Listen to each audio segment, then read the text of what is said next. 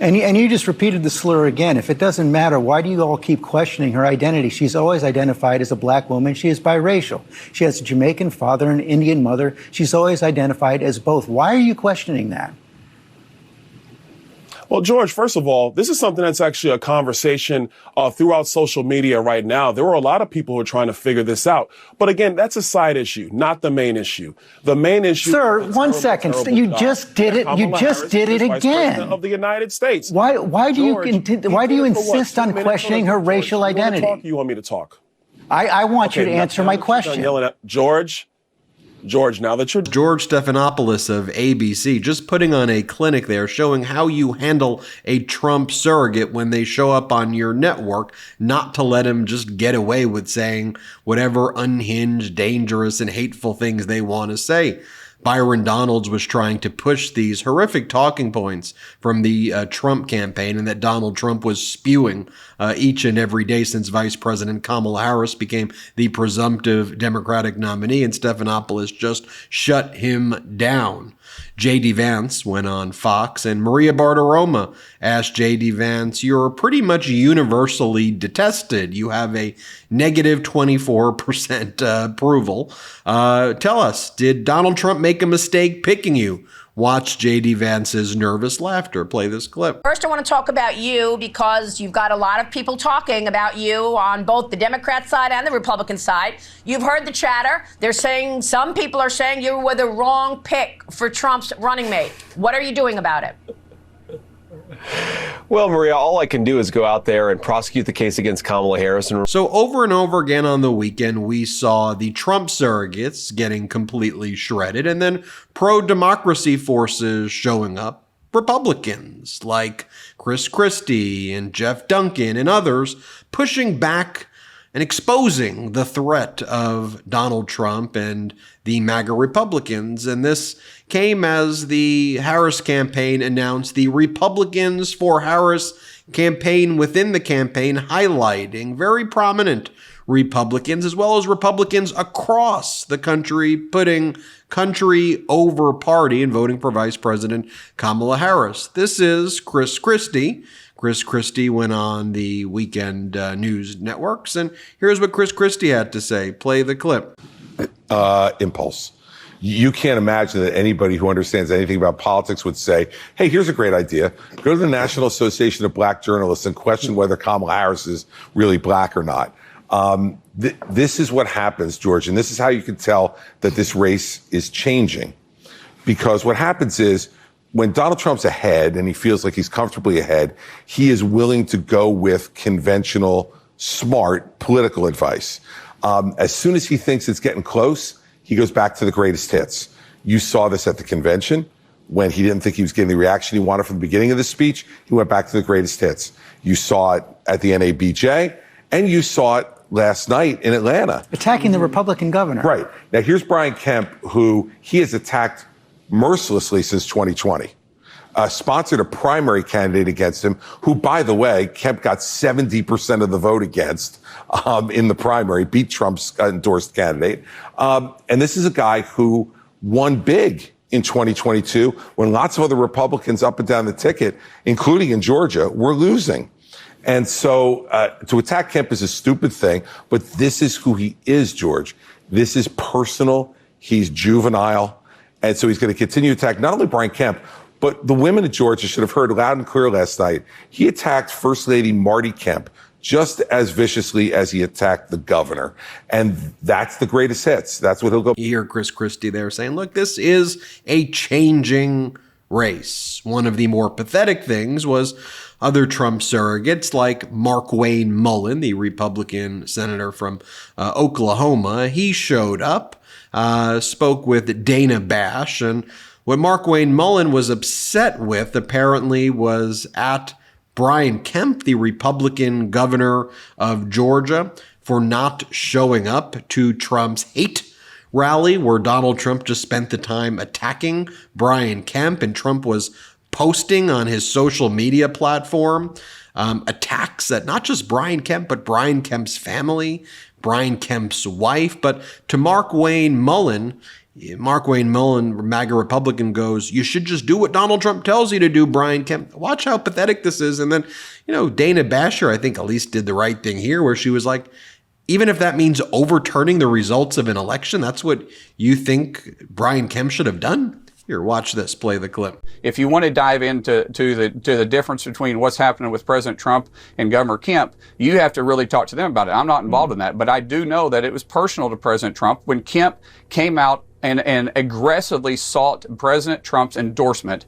and he chose to go away from him when President Trump needed him. And let me tell you, I'm a friend and I'm a loyal friend. If my friend needs me, especially if they've done me a favor, I'm going to be all in for them. I'm going to do everything possible to help them. I'm not going to play politics with it. That's why President Trump and I get along so well, because when I needed him, he was there for me. I mean, what he was asking that's was a total separate issue. That was but about that's why election. he's upset. But we looked at an endorsement. No, we're talking about endorsement. We're talking about coming out and supporting him. Kemp came out openly and said he wasn't going to vote for President Trump in the primary. That's what this election is about. You're talking about something 4 years ago. Let's talk about what's happening today in this election today. Today, Governor Kemp came out, not today, but in this election cycle, Kemp came out and said that he wasn't voting for President Trump in the primary. That's a problem. Kemp is in office. Kemp is in office because President Trump endorsed him, and his wife and him knows that. And so, but the media wants to talk about that. They want to talk about anything but what this Harris-Biden administration has done to our country and to our world. I would not be asking you about this had President Trump brought it up on the stump and then done it in social media. And I really want to ask you about the Mideast, but before we go, I just do want to say that the reason why Governor Kemp didn't endorse Donald Trump in the primary is because Donald Trump tried to overturn what Kemp believes is a free and fair election in his home state. I want to ask you about the situation in the Middle East. Israelis are... Then you have Ron Johnson from Wisconsin, MAGA Republican senator, going on Fox, where they praised him for his anti-vax stance. Play this clip. By the way, I had a picture of you. I saw you at a podcast with Russell Brand.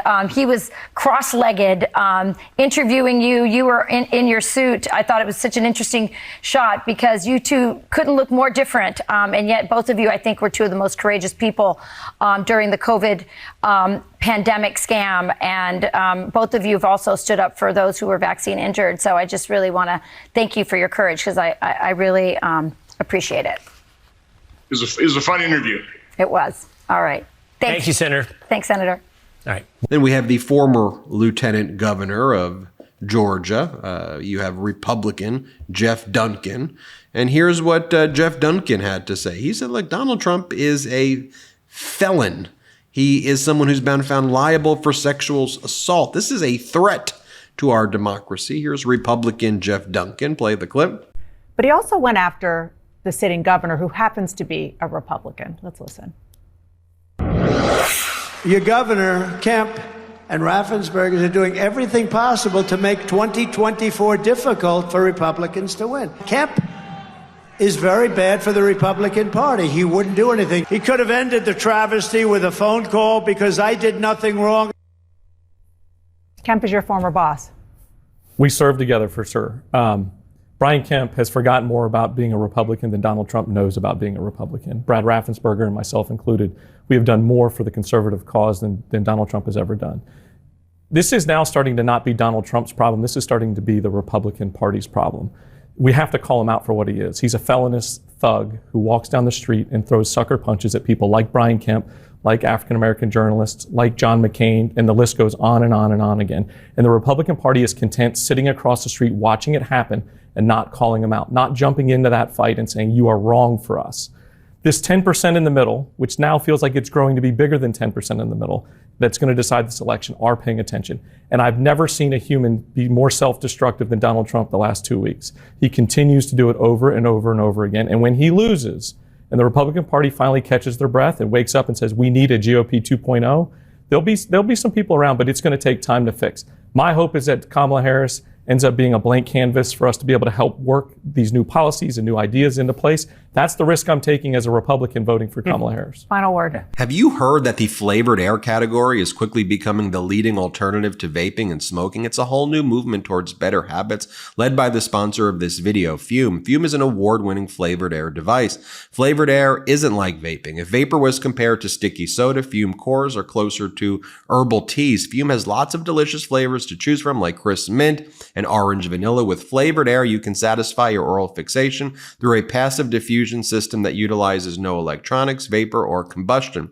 Fume draws flavor to your mouth. Fume fills the void ditching a bad habit can leave. You still have something to reach for. Fume is not a vape. There's no vapor, and you could use it anywhere. There's no nicotine. It's not addictive. The non-toxic flavors are a guilt-free alternative. Fume doesn't use any batteries, so you'll never need to charge it. The design is super sleek. It looks awesome, and you can truly feel the weighted high-quality design. One of the things about Fume is that it's made to fidget with, and it calms anxiety with magnets, snaps, and clicks. Fume continuously invests in third-party studies to ensure the safety of their products. Fume is also backed by doctors in the United States. My favorite Fume flavor is crisp mint. It is honestly delicious, and I couldn't recommend this more for anyone trying to quit their bad habit. Fume has served over 300,000 customers, and you can be the next success story. For a limited time, use my code MIDAS, MEIDAS, to get a free gift with your journey pack. So head to tryfume.com. That's TRYFUM.com.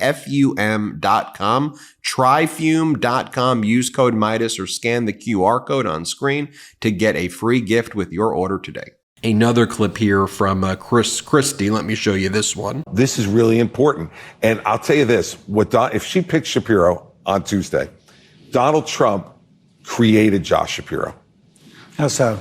He endorsed Mastriano, the weakest Republican candidate in that field. What it allowed Josh Shapiro to do was, instead of playing to his base to try to win a narrow election, he saw an opportunity for a coalition building election, and that's what he did. So now he's seen as a coalition builder because he did it, but the only reason he could do it is because Trump made another ridiculously stupid endorsement by endorsing Mastriano, who was a flawed, weak, bad candidate.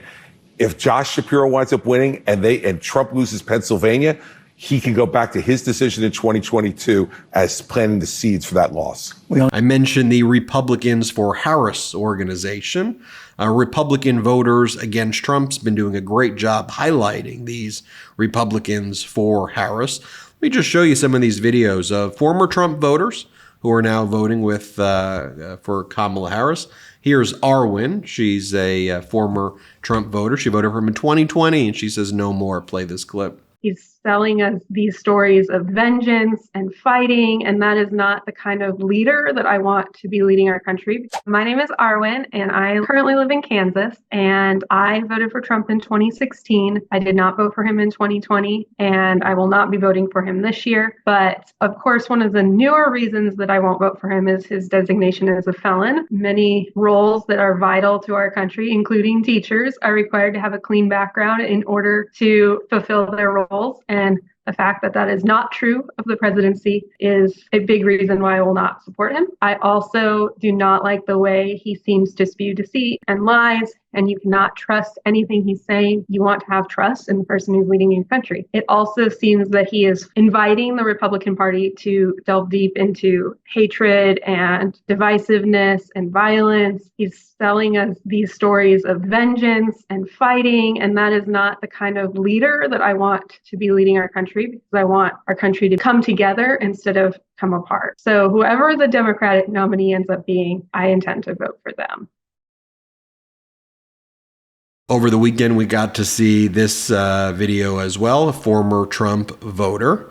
Here she is, Kathy, and she previously voted for Trump. Take a look at her. His son was just born, and he goes out and has an affair with a porn star. He goes out and has an affair with another woman that was a Playboy bunny. I just can't even understand it. I won't vote for Trump ever again. I'm Kathy. I'm from Florida. I'm a former Trump voter. I was worried about Hillary's baggage in 2016. Now look at Trump. Wow. Unbelievable. After watching Trump perform in the White House and all his stupidity, I just could not vote for that guy again. When he didn't didn't win the election. He reminded me of a little baby with a temper tantrum, but it involved a lot more people and a lot more serious actions. Not to concede to an election is anti-constitutional. I mean, the guy was totally off the wall. People lost their lives. January 6th was such a shame. I do believe that a woman ought to be able to choose for her own body. You see the things that Trump was in court about. I mean, he did a sexual assault. He had hush money for a sexual encounter he had with a porn star. How are we going to put that in our history books? He was a unholy father. I mean, his son was just born and he goes out and has an affair with a porn star. He goes out and has an affair with another woman that was a Playboy bunny. I just can't even understand it. I won't vote for Trump ever, ever again. I will vote for Harris. I just would not vote for Trump ever, ever, ever. Another voter right here saying, look, I care about my grandkids. We got to move this nation forward, not go back to Trump's hatred and division. Play this clip. I'm a 56-year-old white gun-owning country boy. And if Kamala Harris thinks she can get my vote, well, she'd be right. Because I'm also a grandfather. We failed to leave my kids' generation a better world. And now I worry not just about the kind of world we'll leave my grandkids, but what kind of country will we leave them?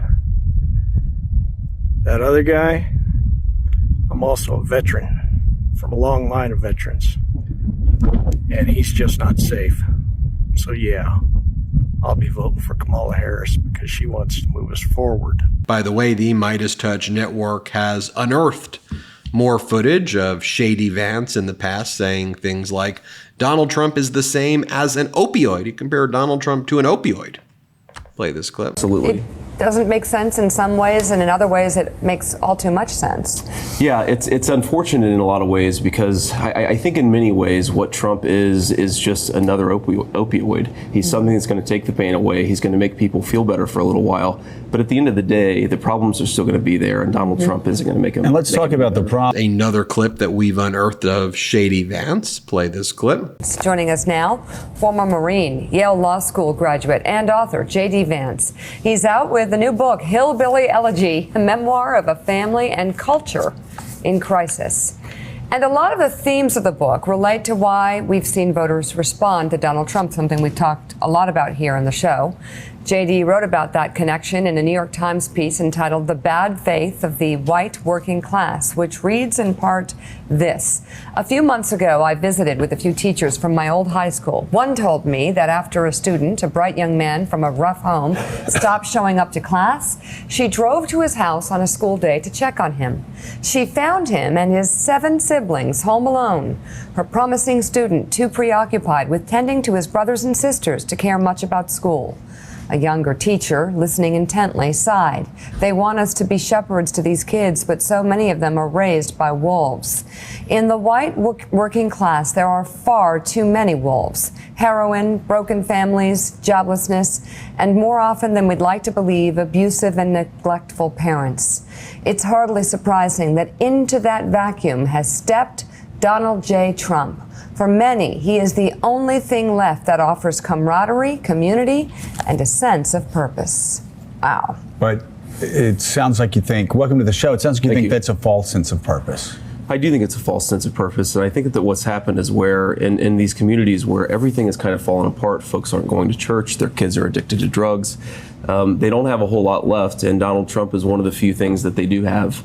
And I think it's unsurprising that he's not just popular, but in some ways very, a source of excitement and pride for folks in this community. Unbelievable. I mean, there's absolutely worth mentioning as well that Donald Trump's communications director, Caroline Leavitt, gave an interview with Fox, and then she posted, "Why is Kamala Harris afraid to debate President Trump?" Well, he's not the president anymore. Let's be clear about that. But take a look at the chyron. Trump, why should I do a debate? Yeah, Donald Trump was the one who backed out of the debate. Like, you want to talk about the gaslighting and the lies? There's a debate scheduled with George Stephanopoulos on ABC on September 10th.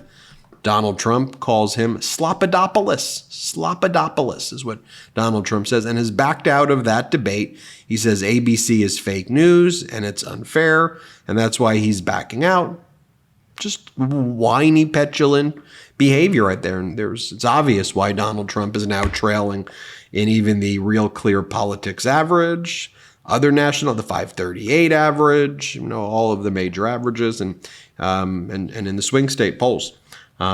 Just whining over and over again. Worth showing you this as well, just to remind you the energy at the GSU Center in Atlanta when Vice President Kamala Harris spoke on July 30th, and compare that to what it looked like when Trump spoke on August 3rd. Play the clip. Will come to America when we host the Los Angeles Olympics.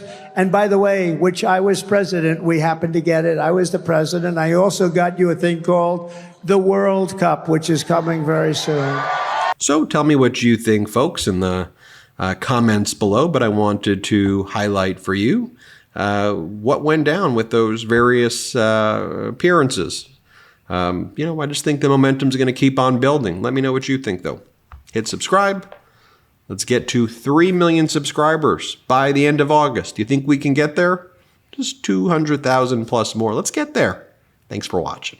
Hit subscribe. It's free to subscribe. Love this video? Make sure you stay up to date on the latest breaking news and all things Meidas by signing up to the MeidasTouch newsletter at MeidasTouch.com/newsletter.